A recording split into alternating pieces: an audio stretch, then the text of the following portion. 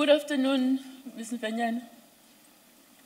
Good afternoon, DCJ. I'm sorry, are you ready? Yes, I am ready, DCJ. Thank you. All right. I hope you are well. I am well. Thank you, DCJ. You, I hope you are also well. Yes, I am. Thank you. And welcome back. I'm glad you came back. I must say that at the outset. Thank you, DCJ. Yeah, here we are. Yeah, let's see what happens this time. You hold a number of academic qualifications. Yes, DCJ, three, to be exact, 3 degrees and 3 post-graduation certificates. Yes. What are these post-grad certificates? The first one is a certificate on legal aspects of e-commerce. I think that was the time when electronic commerce was starting out, signing of contracts electronically and the like. And the next one would be a certificate in energy law and a certificate in aviation, space and telecommunications law. Yeah. All very niche.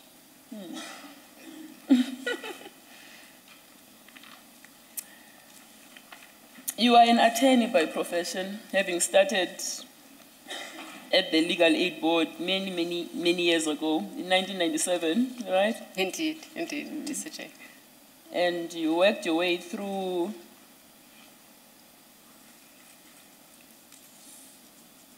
to your own office today, your own practice. That's correct. Which you started in 2009. That is so, yes, DCJ. But you did a few things in between, that is between 2009 and obtaining your articles. Can you tell us briefly where I see you've been with the Human Rights Commission and other bodies as well? Just briefly. Indeed, DCJ, trying to find one's feet. So I did my articles with the Legal Aid Board, as it was then called. When I qualified, I then stayed on for just over a year as a fully fledged attorney, professional assistant, as we called them those days. From there, I went to the Human Rights Commission as a legal officer or legal advisor, if you like.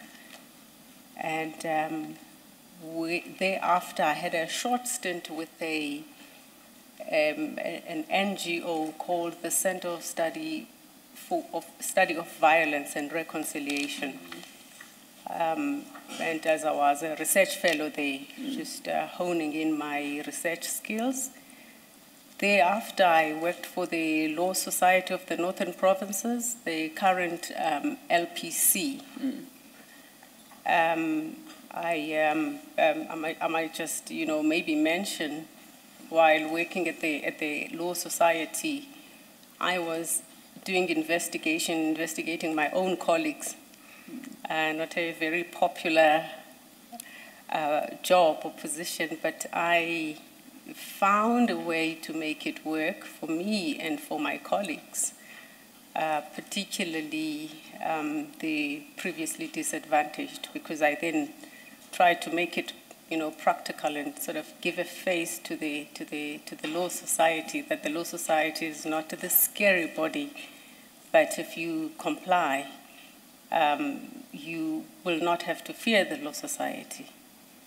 That taught me also a lot of discipline moving forward to my own practice, that when it comes to trust accounts, that is not a place where you want to play it. As a matter of fact, I think one of my former colleagues was my boss at the time, Johan van Stad, and said to me, "We can see that you've opened your own practice. We will never see you in the disciplinary committee on the other side of the table." From the Law Society, I then moved to work for the National Intelligence Agency, where I worked as an investigator, once again, investigating my own colleagues, because I was in the internal investigation unit. So it was also matters of conduct, discipline, and all of those. And just to move a step back to the Human Rights Commission, that I think quite early on in my career gave me a grasp of the society that we live in, what people out there face, what can and cannot be done to advance our society. I apologize, I am jumping around as these effects come to me. And back to the investigation unit of the NIA, I then moved on as a promotional move to the Office of the Inspector General for Intelligence, which was it still is the body that oversees the intelligence structures. There I worked as a compliance, or what we call a review officer, until I left in 2007, in 2009, I'm sorry, and started opened my own firm, hit the ground running. Yeah, that's quite an interesting career. What kind of practice do you run? What kind of work lands on your desk? Deputy Chief Justice, it's a generalist practice. Just a moment. Is that yours, Commissioner Nyambi? What's going on over there? I'm sorry, CJ. Carry on, Ms. Mfenyana. It's a generalist practice, DCJ. I do just about everything I can lay my hands on that I think I am capable of doing, or I have the staff to assist me in. It didn't, when it started though, I did do criminal matters as well. It has changed complexion as one gets more and more experience. I started off doing everything, including some criminal matters.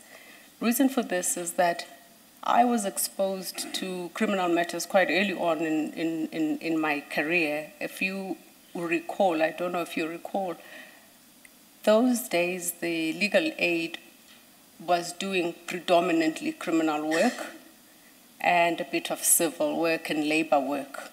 So applicants had to put up a really good case why their labor matters should be taken, not so much for civil matters, but criminal matters. We assisted applicants as a matter of course.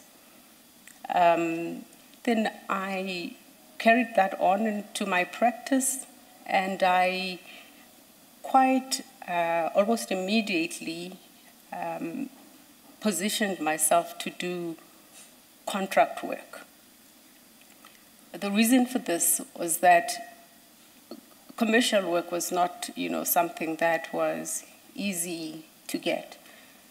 But I figured that if I am going to place myself in a position where I can do contracts, I will at the same time be able to sort of get an idea into the inner workings of whichever client I am servicing at the time.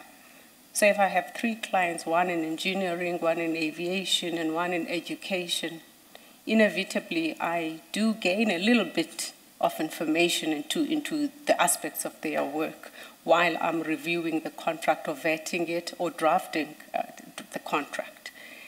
And that then filtered through to me drafting more focused contracts for my specific clients, clients in aviation, clients in financial institutions, clients in, energy. I didn't get that much work. We know the briefing pattern story. But you push hard and get whatever you get. Do it to the best of your ability. And so those were the matters that I did. And I also put my experience in intelligence to work, and my experience at the Law Society to work by starting at a very small scale to do investigations, because it was something that I was quite familiar with. And to this day, my practice does some of the commercial work that we are able to do, but not to its fullest. I mean, commercial work is vast in the disciplines that I've mentioned, and a bit of administrative law, which is a topic I like quite, but that I am not very knowledgeable in. And labor law as well. Labor law, yes, not so much. Labor law kind of follows on the instructions that you would get. For example, if you have an administrative law issue review, for example, in most instances it would involve, if you're talking about an exercise of improper exercise of power, for example, by maybe a state organ, you're going to likely find a dismissal there, and you find yourself being instructed in these labor matters as well. So I've gotten a limited exposure in labor matters as well. All right. You've acted in the High Court since 2018, right? Indeed, DCJ. And you count a total of about 44 weeks experience on the High Court bench. Yes, at the time, I think at the time that I was completing the application form, I've added a few more weeks. How many? I've added about 17 weeks. I'm on week 17 now. Oh, you're acting at the moment? I am acting at the moment in the Northwest decision. All right. All right. You have written judgments, of course, during your acting stints. Indeed, I have. And how many would you say you've penned so far? When I last counted, I must be honest, coming here today, I didn't, have a sort of an updated count, but a few. Just an estimate? Estimated about 87. And some have been taken on appeal. Indeed. And you're overturned. And confirmed. But yeah, it's been a mixed bunch. It has been. All right.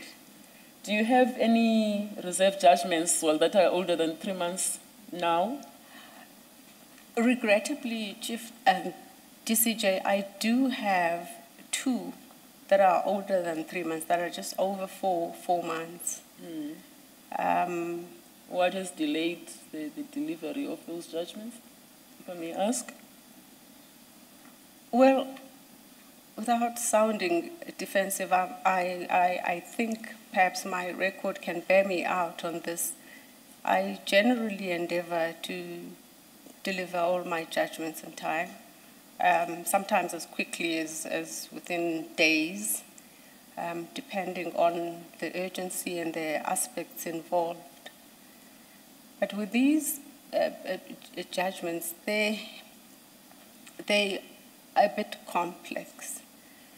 And I had to make an election of whether I rushed through this judgment and without a full or thorough research. So that is mainly that's the main reason that they involve a number of complex issues, not just one complex issue, but a number of complex issues. Competing with that is the amount of work that the Northwest Division has. I think I myself, going there, underestimated it. You look at a small division and you say, this is a small division of accidents in bigger divisions. I'm going to go there, I'm going to show them.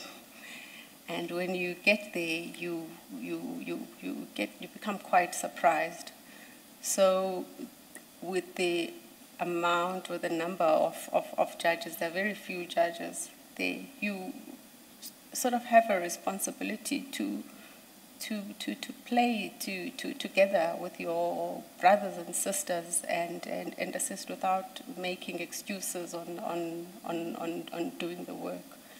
So that has affected the delivery of the judgments. But if it is any consolation, I don't know, to myself or to you, DCJ, at the time that I completed my application form, I had listed about 8 judgments that were reserved at the time. But that was in my first month in the Northwest Division, but I have since delivered 6 of those, and these 2 are from that list. It's only those 2 from that list. Okay. Yes. When do you expect to deliver them? I have been working out a sort of a strategy, because it requires a strategy on how I am going to do this, and I've resolved that maybe working extra long hours on weekends specifically. I must say that it also was my intention to handle them during recess, but what happened then during recess is that I then sat down 2 of my part head matters. I had 3 part head matters at the time I completed the form. So I sat down, as a matter of course, I sat down my part head matters during recess. So I spent my recess time attending to the part head matters, or at least one of the part head matters. But I intend to deliver them. I wouldn't want to give a specific time, but as speedily as possible. But if my plan comes to fruition, maybe in a space of 2 weeks, I think that's a fairly reasonable estimate. Thank you, Ms. Mfenyana. I'll hand over to the other commissioners to put questions to you, starting with Judge President Hendricks. Thank you, DCJ. Good afternoon, Ms. Mfenyana. Good afternoon, JP. Yeah. Can I start by asking you a question? The post that you are applying for is for a judge in the Northwest Division. Indeed, it is. Yeah, because the Society of Law Teachers of Southern Africa states, she is therefore most, and I quote, she is therefore most suitable to be considered for appointment as the Deputy Judge President of the Northwest Division of the High Court, unquote. Now that position is filled. We went through the interviews in October. Well, not according to the law teachers, JP. Yeah. I think. No, just to set the record straight. Thank you. Yeah. Now that, can I just refer you also to another comment, this time by the Black Lawyers Association, BLA. In paragraph 4.2.4, it is stated, and I quote, Ms. Mfenyana has several part-head matters which are set down for a hearing soon. Yes. Yes. Can you comment on that, please? JP, I did see this, but my form would bear me out, which I think it's their source for any comment that they could make. I took that to be nothing other than just an error on their part. At the time I completed the form, as I've already stated, I had 3 partly heard matters, and 1 has been finalized, and it's 2 that I handled during recess, but they remain part-heard matters, but they have progressed somewhat. Yes. Thank you. And then during the week of the 1st of December last year, I was on circuit court in Garankuwa. And then there was an incident where your colleague was to do the unopposed motion on the Thursday. There were 89 matters on the roll, and your colleague approached you on the Wednesday evening, on virtually the eve of the motion court day. And then you had to step in. Perhaps you can enlighten the commissioners, what was your role? So what had happened is that my colleague, who was also an acting judge, a fairly new acting judge at that, approached me the evening before the motion court day, and just for pointers on how, because he was in court that day, almost the whole of the Wednesday, and you wanted to know, does he stay in chambers or does he take the files to the hotel and whatnot? And I gave him my opinion. But then later on that night, he then told me that he wasn't feeling well. And I said what I said to him and left it at that. And we were staying at the same hotel as well. In the early hours of the morning, I received a message on my phone with an indication that he was in hospital. And it was in the wee hours of the morning. I tried to call him, and he did not respond. So I waited until it was reasonable hours, at about 6 o'clock, knowing that the judge president was on circuit. I then phoned the deputy judge president, my sister Judge, and I tried to find out whether the said judge had contacted her, because it seemed to me that there might be a problem, being aware that he was doing motion court that day, and being aware how many matters were on the roll. To fast forward then, JP, the deputy judge president was not aware, but that then prompted her to rush to court, and we met at court, just trying to find a way to assist.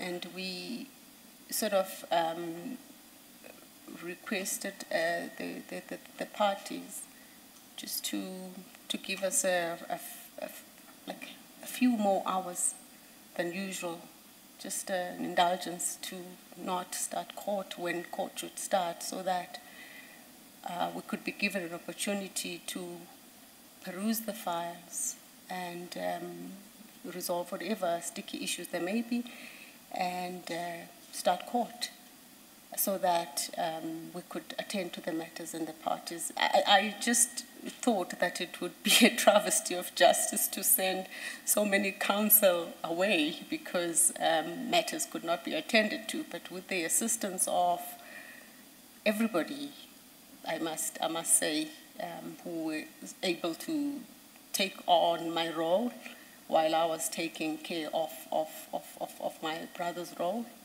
together with the DJP. Everybody came together and we assisted each other, and we did motion in court, and the matters were done, and the role was disposed of, I think, without much problem. There were 89 matters on the roll. 81. 81 matters on the roll. Yes, there were 81. And you started with a motion court. Yes, I started And with doing half of it, that is what I was told by the DCJ. Yes. And then did 41 she continued. Yes. Yes. There are some of your matters that were taken on appeal. This is a follow-up question already asked by the DCJ. How many matters were upheld and how many matters were overturned on appeal? It was 11 matters, and I was confirmed on 6 of the matters and overturned on 5. Yes. Thank you. DCJ, I don't have any further questions. Thank you, JP. Thank you. Premier, it's your turn. I supposed that your acting stints constitute a key consideration in your appointment as a judge, as a layperson, I suppose so.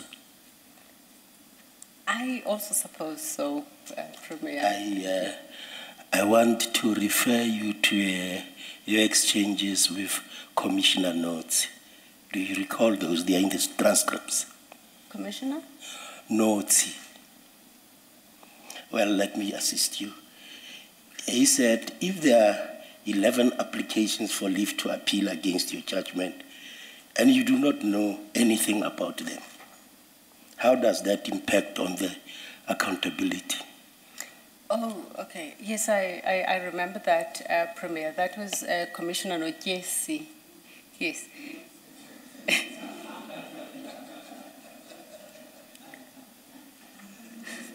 Sorry, Commissioner.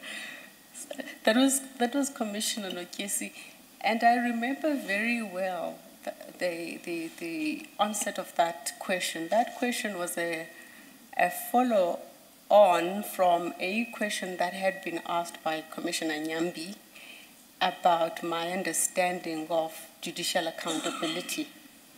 Having explained judicial accountability the way that I understand it, Commissioner Nojesi then followed up to ask about basically my explanation of judicial accountability. Now I don't know anything about these 11 matters, because the question also, another question was, I wouldn't have any idea. That was from the judge president of the Eastern Cape, as I was applying in the Eastern Cape at the time, because I did not know what could have happened to those matters. Yes, then my response to that, I still remember as well, was that my understanding of it is that that would be an administrative function that would take place and filter through from the administrators through perhaps to the judges. I think perhaps even to the judge president, because once a matter is out, once a matter has been appealed against to a higher court, then that matter is out of your hands. You don't exercise any control over that matter as the court a quo. Say, for example, if you have to, follow up and find out where is the matter, is it going to be heard, when is it going to be heard? So it was in respect of that question was asked. But I don't think it was the intention of his inquiry. He was just amazed, Nokesi, that you were not aware as to what happened to the judgment. And so you reverted to the explanation about accountability, and you did not really respond to his question. But that's all right.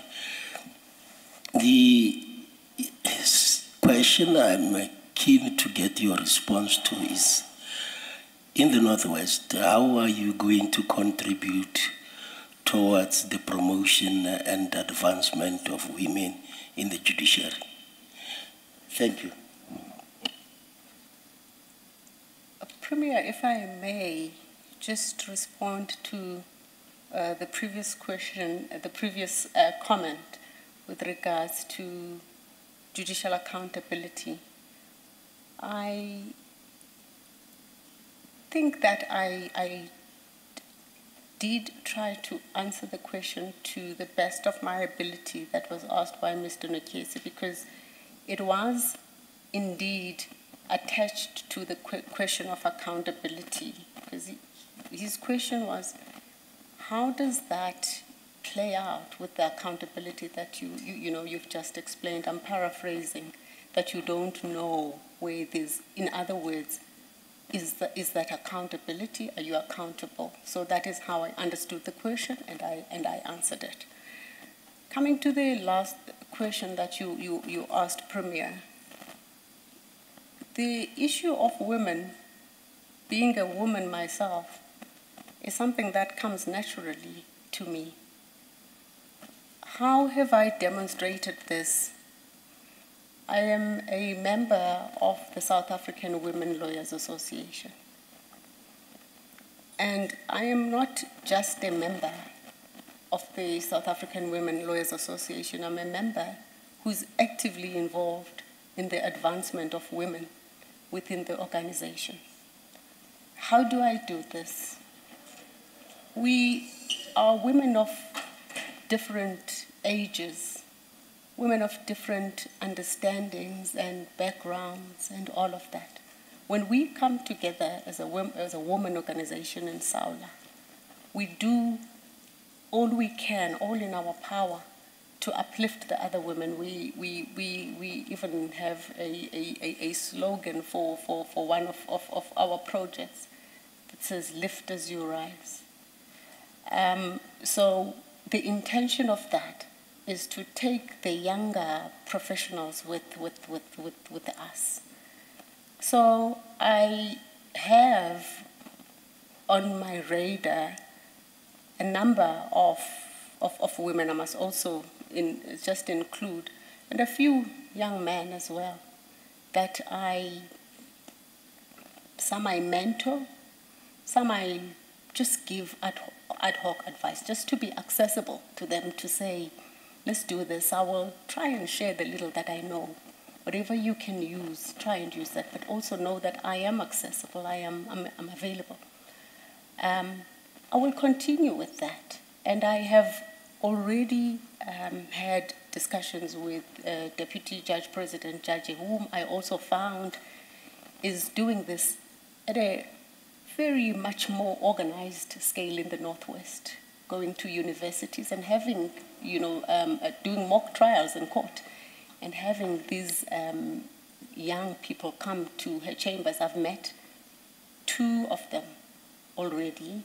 And that's how I intend to advance women at the professional level.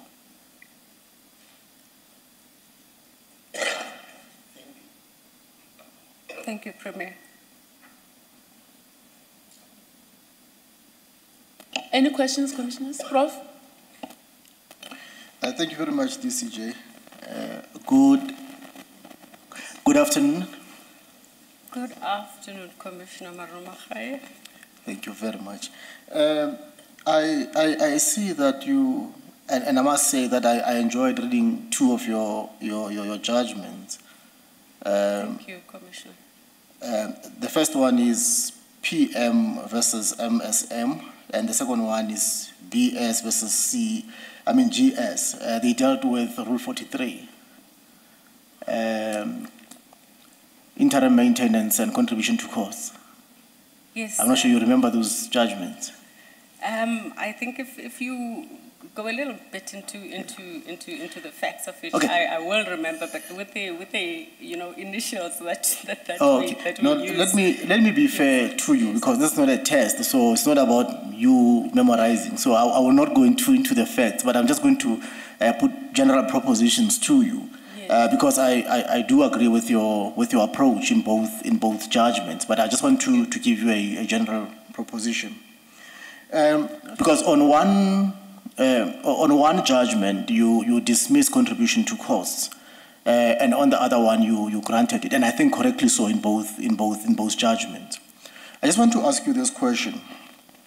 On the understanding that when people are married in community of property, they are the joint owners in undivided shares of their joint estate or the assets that are held in the joint estate. On that understanding, and you find that you have parties before you where one of the parties has the keys to the joint estate and the other one does not have the keys to the joint estate.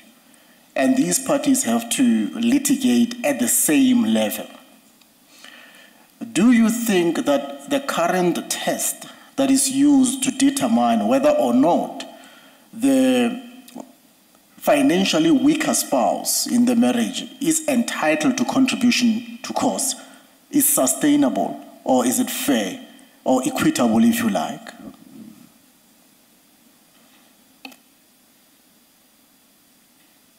I'm not sure, did you get the question? Yes, I'm just mulling over it. I'm just mulling over it. I did, Commissioner. So the idea is to ensure that the party without means, or the spouse that does not have means, is brought to par with the party that has got a means, so that they do not litigate at different scales. Does that give you an indication that I've understood the question, Commissioner? No, it does. I just want to hear how it flows. All right. Right. So that is where then the issue of a contribution to costs will come in. That parties, particularly the female spouse, as it has historically been, would be left destitute and not be able to litigate at the same scale as her husband would be litigating. So therefore, the fact that they are married in community of property, and the fact that they each other owe each other a duty of care should come into play. And therefore, the law as it stands then recognizes that that spouse should at least get, some kind of assistance. There are, of course, riders to it, issues to be considered, like if you litigate at an exorbitant scale, then the law can't meet that. Whether that is fair and should remain the way that it is, I think it's debatable. The debate for me would come from the fact that oftentimes in Rule 43 applications, the court is not privy to all the information there is in respect of the means of the parties. And based only on the financial disclosures, not only, I apologize, partly on the financial disclosures, the papers, before the court, then the court has to make a determination on the basis of that information, only to find that the other party has got, access to sometimes non-traditional means of earning, an income. So I do think that there's a case to be made for maybe an inquiry to be infused into the test or the determination. No, I accept that, and I think that's what Rule 43 seeks to do, and that's how, by and large, the judges are actually applying it. But I'm asking a broader question, that is the test that is currently being used an adequate test, in that the person who is a co-owner in undivided shares of the assets held in the joint estate, the one with the keys, is able to litigate at the extent to which that person wants to. But the other party, who is a financially weaker spouse, has to show that they don't have the means, but they are the co-owners. I'm not sure if you understand what I'm getting at. You are, you are the co-owner of these assets, but the court are requiring you, based on this rule, to show that you don't have the means, but you are the owner of the means. I hear you, but then you just don't have the key to the means. So in other words, you're suggesting that the court, perhaps to simplify it, should say to the one who has the keys, give the other person the keys. Let's share this for the parties to share, because they are indeed joint owners. I think there's a case to be made at the Commissioner that it doesn't seem to be fair, you know, as you are putting it. No, definitely. Thank you very much, DCJ.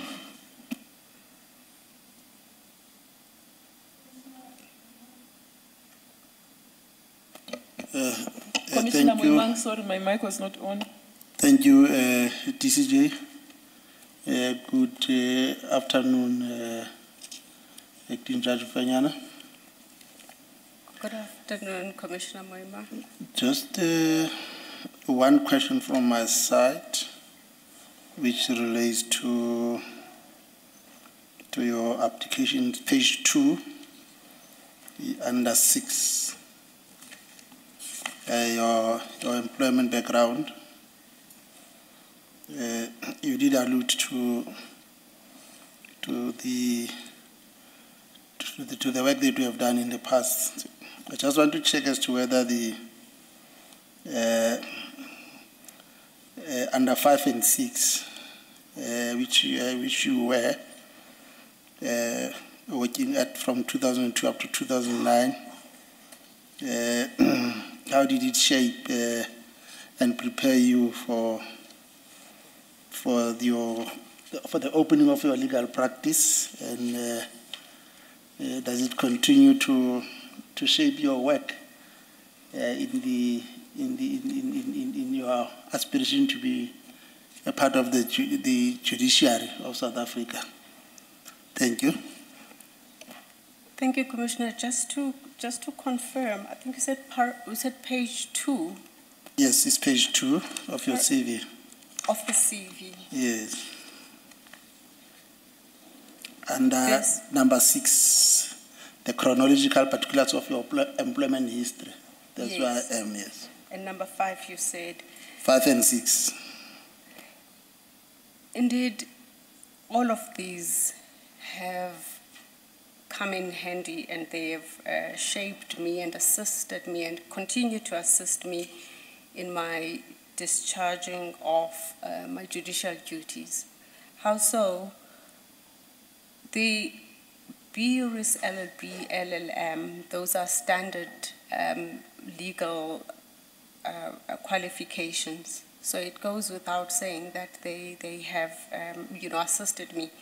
What I could just single out from those qualifications is that in my LLM degree, even though it was a general coursework, I focused on mercantile law, we called it then the current commercial law, and took an elective on advanced human rights law.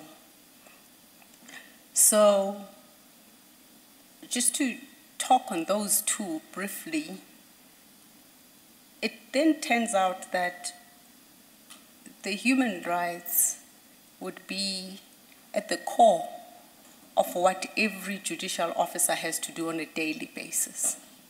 Because there isn't a single day that a judge can go to court and not have a picture of the Constitution in front of, well, even, imaginatively.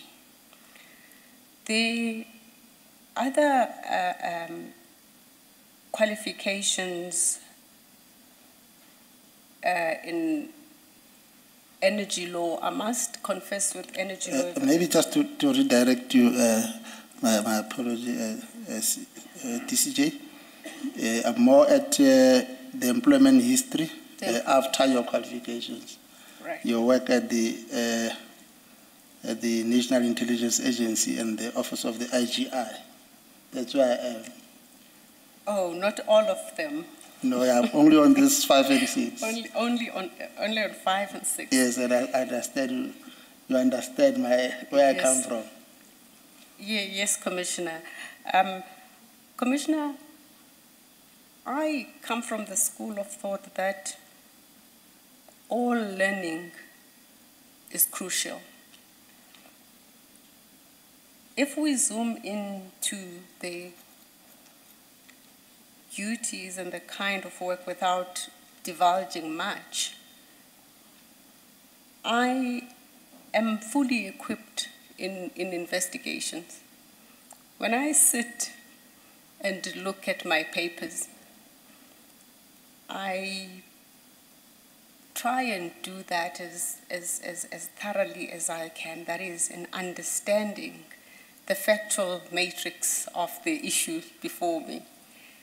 And that I can only, or to a large extent, credit it to this training. Being in an oversight position at the OIGI, I then use that knowledge when I adjudicate my matters, to ensure that I understand all the submissions that are made by counsel before me. So I give counsel a fair opportunity to address me, because the nature of the work that I did is such that you don't jump into situations. You observe, sometimes observe quietly, sometimes unseen, but in the circumstances of a judicial officer, I am always seen. But the most important thing is that you see people and that the people who appear before you feel that they are seen and heard.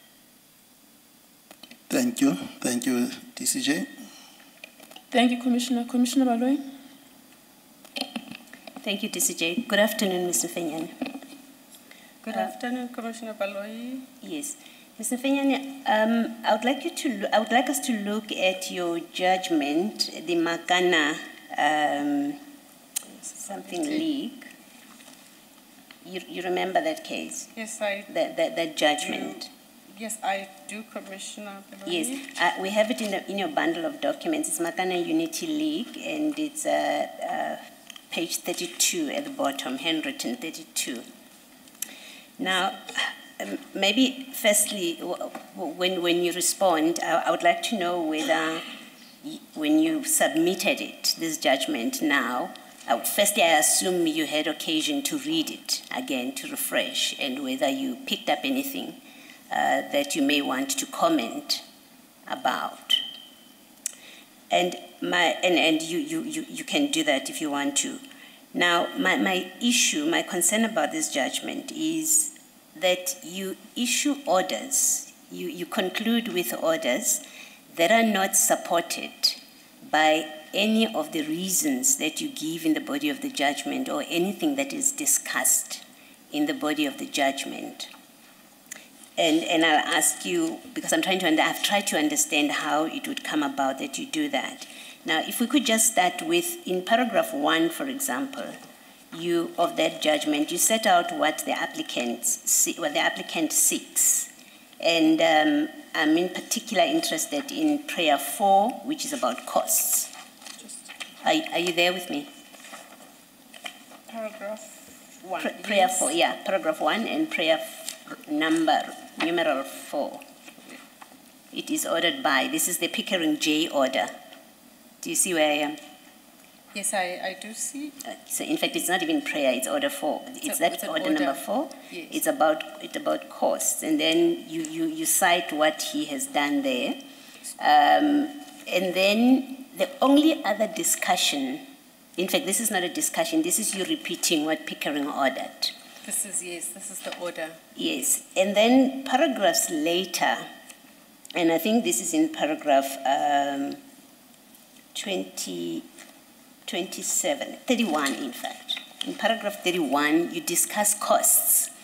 And then you say there that the applicant, in their replying affidavit, they seek that the certain respondents must pay costs in their personal capacity, right? And you say why you are not going to order that, you don't order that. But then, in your final order, you order costs on an attorney and client scale against the respondent. Nothing in the judgment discusses that. Nowhere do you say this is what you sought, and the reason I think it's appropriate is this. You don't discuss it at all. It appears for the first time in the order. But that's not the only thing. In that same order, and if you go to the order, your order finally, this is at page 45. There are an additional 2 things that are not the product of anything that you discuss in the body of the judgment. Paragraph? If you're at page 45. Yes. And then look at, this is the paragraph, page 45, and then paragraph numbered 31. And then in C, order C, you say the second and third respondents are sentenced to 6 months imprisonment, wholly suspended on condition that the respondents comply with paragraph B. There are 2 issues about this. The one is there is no discussion where you have considered the appropriate sentence. It appears suddenly, unless I have missed it. Suddenly you're ordering 6 months and there's no explanation or reasoning why 6 months. That's one. And then 2, about that order. In fact, and maybe a more fundamental problem that I have with this is earlier on in paragraph, if you would bear with me, in paragraph 23, you quote from a judgment about, and what it is, if you go to paragraph 23, you quote authority that where there has been non-compliance with an order, that a party later on complies, it doesn't purge or it doesn't insulate them from punishment for that period when they were not in compliance. You remember that? Yes. Yes. Yes, I do. Yes. So you have, and that's a quotation from Canton C ratepayers. That's a quotation from there. So you quote and you say no more about it. And that's it. It's a standing quotation. And then you go to the order. In fact, you find that they've been in default. There was no compliance for a period. And then in your order, you say that they are held in contempt, but they must comply and they're sentenced. And that sentence will kick in only if they do not comply. So in a way, you say their compliance will insulate them. Later compliance insulates the respondents from punishment for non-compliance in an earlier period, which is contrary to what you've called this authority here. And it's not clear from the judgment, certainly, why did you quote this, to what end? And it doesn't, because it is not translating in anything in your order. That is C. So I've got a problem with how you get to C. It's not clear, order C. It's not clear in anything that you say in the judgment. And yet you've quoted authority that will allow you to hold them in contempt for that period, to punish them for that period when they were not complying. And then E, you've ordered costs in the way that you have done. Now, what bothers me about this is this a function of inattentiveness, on your part that you come out with orders that are not supported by anything that is in the body of the judgment, and you don't pick it up by the time you finish the judgment, or it's a more serious problem, really, of not realizing that your orders must be supported by your reasons and your discussions in the judgment. If you just explain how this comes about, in fact, these problems that I'm pointing out to you. Yes, thank you, Commissioner Baloyi.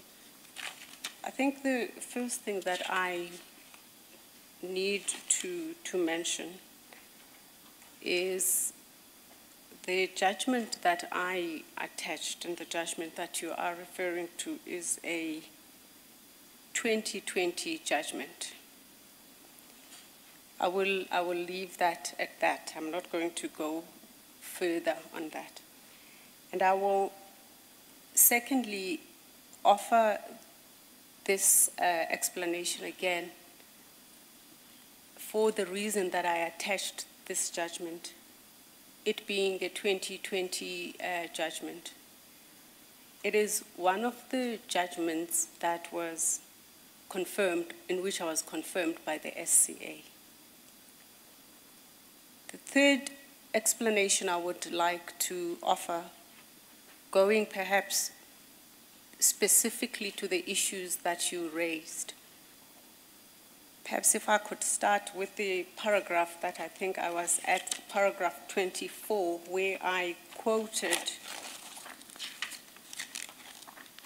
paragraph 23, where I quoted Low J in the matter of Canton C. And you say, I say no more about it, and I just leave it at that. But if you read the paragraph that follows after that, and this is perhaps my understanding, or perhaps maybe a style of writing, that paragraph that follows then talks to the principles that have been enunciated in the paragraph before by Low J. On the issue of the order that was granted, particularly paragraph C, I think it's C of the order, not what you said, if I understood you correctly, is that if you look at the quotation that I quoted, which presumably I rely on, and I think as a matter of fact, I align myself with, by suspending that term of imprisonment, I'm therefore saying that on condition they purge their contempt, then they therefore insulated from responsibility, and that is not my understanding. My understanding is that an order finding them in contempt has been made by me, and that order stands. And by suspending that order, it's my understanding of all the authorities, FACI, you can think of I can't think of the other authorities at the moment, Machabing and other authorities, is that where a court finds an applicant, or a respondent rather, to be in contempt, it is not for this court, the court that I was at the time, to say, you found in contempt, I'm punishing you now. So it does not insulate them.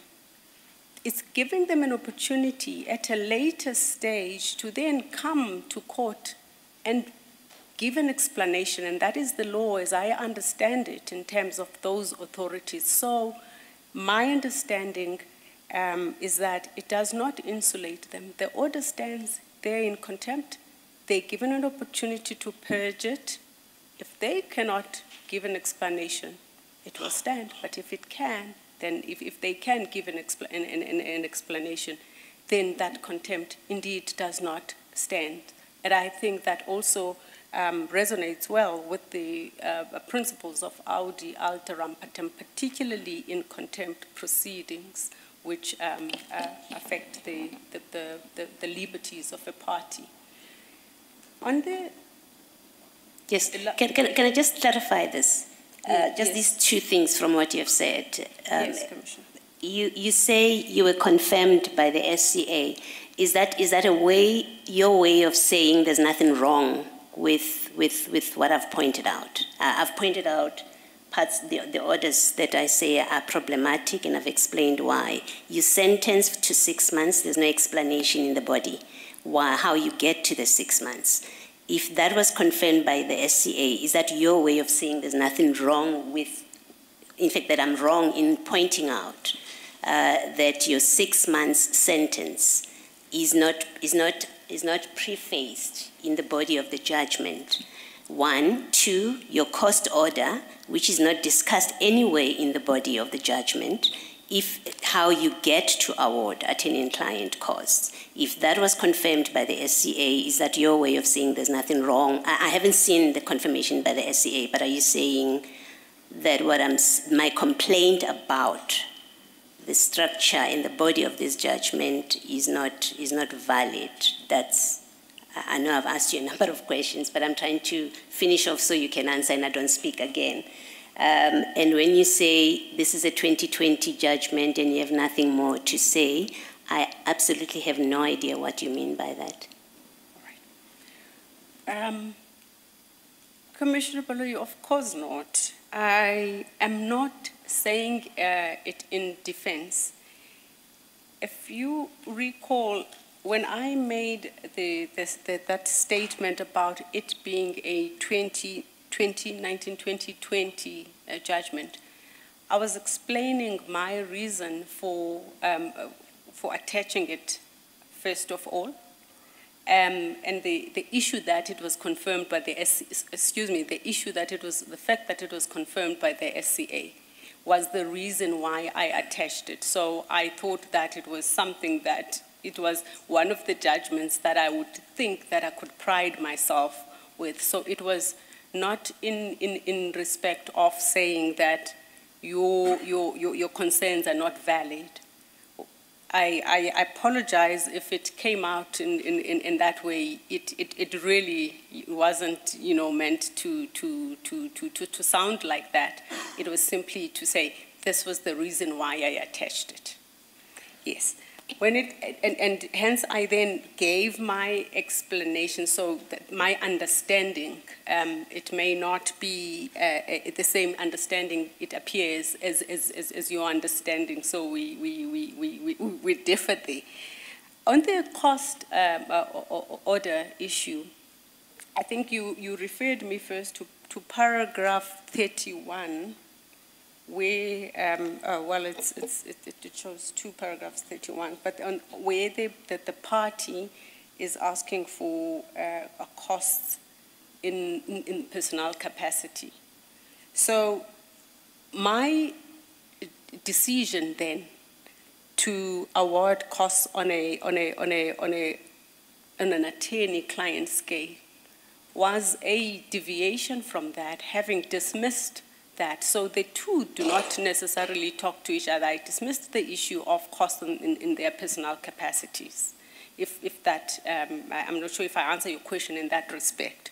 But when it comes to the explanation for the cost order on attorney-client, which is a punitive cost order, I think I have to bow down there and take full responsibility for that. I could have explained and should have explained further why how I arrived at a decision to give them a punitive cost order. Thank you, Mr. Mfenyana. Thank you, Decision. Thank you, Commissioner. Thank you, Commissioner. Could I ask for permission to follow up?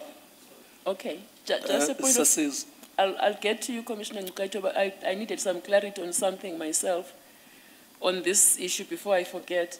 What do you mean when you say this Makana judgment was confirmed by the SCA? Was it on appeal by way of judgment, or could it have been an application for leave that was dismissed? Because I asked because I've been searching for it. I can't find it in the website. Oh, well, okay. My understanding is that it was upheld, DCJ. The information that I provided is information that comes from my court in Grahamstown. So if you would recall, I was asked right early on about the applications for leave to appeal, which I could not indicate whether they had been confirmed or not, or where they were. And I had since followed up with the registrar, and this is the information that this came from the chief registrar of the Eastern Cape Division. That is all the explanation I can give on that. Okay. Commissioner Ngqaito? Yes, I also did want to get the actual judgment that says upheld your judgment, because I also didn't find it on Safle. But I want to ask you a different question, because I think that there is a very convoluted explanation to Commissioner Baloyi's question, and I just don't want to live with the impression that you don't understand the law on contempt, because that's the impression you're creating now. So my understanding is that there is a distinction when a party is in contempt in the sense of non-compliance, as opposed to the second category of contempt of insulting the dignity of the court. But if it's contempt in the form of non-compliance, as a judge, you can do one of two things. One is you can find them guilty of contempt. And if you found them guilty of contempt, it is not as if at any future date they can come with an explanation and then you find them not guilty of contempt, if you've already found them guilty of contempt. Now, your response that says they are in contempt, but they can explain at a later stage, I don't understand what is the case that supports that, what authority, because that's not in the Auditor General versus Faki case, and of course it's not in the Zuma case. So what is the authority for that proposition? I would have understood that it was all those authorities that I mentioned, Faki and Machabi. But my proposition was the following, that where a court finds a respondent to be in contempt of a court order, that court can make that order, provided that that respondent then purges the contempt, then they are held to be in contempt. I don't know. No, I don't understand that. That is exactly the convolution I'm concerned about, because it seems that you are confusing the finding of contempt with the penalty for contempt. Because the question of purging contempt comes into the second stage of penalty. It has nothing to do with whether you are guilty of contempt. If you are guilty of contempt, you are guilty of contempt. There is another scenario in which a judge does not say you are guilty of contempt, but issues a rule nisi in which they say, come and show cause why you should not be found guilty of contempt. But you have not been found guilty of contempt at that stage. And it seems that those three concepts, you are not actually clear about them. And maybe that is why the judgment is as confusing as Commissioner Baloyi is pointing you to, is that you seem to confuse a scenario A, you are not guilty, but we think you may be guilty, come and show cause. Scenario B, you are guilty, but we are suspending penalty. If you come and show that you have complied, we may decide you shouldn't go to prison or you shouldn't pay a fine. Yes. But you are still guilty because you didn't comply. Yes. Yes. That's how I understand it, Commissioner Ngqaito. And if you look at paragraph C, I'm not sure if we're understanding each other. What was then suspended was the penalty and not the contempt itself. Well, that's precisely the point I was making, is Yes. that you seem to regard the penalty and the contempt as one and the same thing. But a person can be found guilty, and you can say, I think you should go to prison, but I'm Yes. suspending your penalty until you comply, because the remedy of a contempt serves one of two purposes. One is to ensure compliance. The other is punitive. Yes. In other words, regardless of whether you comply or not, we're going to send you to prison. And it just seems from the answer you've given that all of that learning from Machabeng, all of that learning from Auditor General and Faki, and all of that learning from Zuma is just conflated and confused. So I wanted to tease out these elements to just make sure that when I leave, I'm convinced that you know the law on contempt because you've applied it.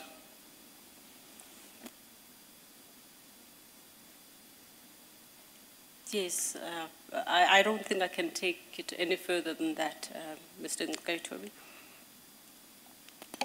May I follow up? Good afternoon. Good afternoon, Commissioner Steinberg. Commissioner Beloy was speaking about a judgment which she found poorly reasoned. She couldn't see on the face of the judgment why you'd made certain orders. Part of your response was to say, well, you were upheld on appeal. Do you think that's an appropriate response? Commissioner Steinberg, not in response to the flaws that are apparent from the judgment. That was not in response to that. My explanation, if I may just say it again, I was explaining my reason for including the judgment in my pack, that I considered it to be, a judgment where I was upheld by the SCA. So I considered it to be a judgment that I could pride myself with. So it was not to water down anything, any discrepancies, because from what Commissioner Beloy and Commissioner Nkaitobi are saying, they are apparent from the judgment, and that was not my understanding at the time when I wrote the judgment. But I'm just concerned that you haven't answered Commissioner Beloy's question. You said she didn't ask you why you included it. She didn't ask you if it was upheld on appeal. Yes. She asked you if you agree and recognize flaws in the judgment. Yes. Commissioner Steinberg, having been pointed to those specific flaws, I think my response, particularly to paragraphs 23, not talking to the order that was made, was to the effect that the very next paragraph, first of all, talks to that. And I then pointed her in my response to paragraph C of the order, that is what informed, what the paragraph 23 informed the order that I got. That is my reliance on the authority of Canton on Sea, of the Canton on Sea judgment. That was my response.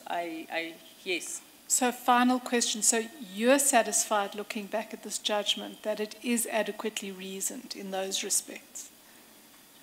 No, Commissioner Steinberg, obviously now, if it being pointed out to me, in the lesson to be learnt when a judgment of yours is read by somebody else and they have a different understanding and they point out certain flaws to the way that you understand it, you understood it at the time that you were writing it, is that there is a case to be made there. Because it's read by a number of people. If one party can point out a flaw in it and read it in a different way, it means that many other parties, so that is not something that I can defend at all. Commissioner Lucas? As a follow-up, the Deputy Chief Justice just greeted on our behalf due to time. You accept that all judgments, there is no perfect judgment by nature. There is no judgment that is perfect. And secondly, from the points that are being discrepancies or shortcomings in this judgment that are pointed to you, are you prepared to say, look, I've picked up and I will learn from them and develop and move forward? Oh, indeed, Commissioner Nkesi. As a matter of fact, you may recall that first of all, I must agree with you when I say I don't write perfect judgments.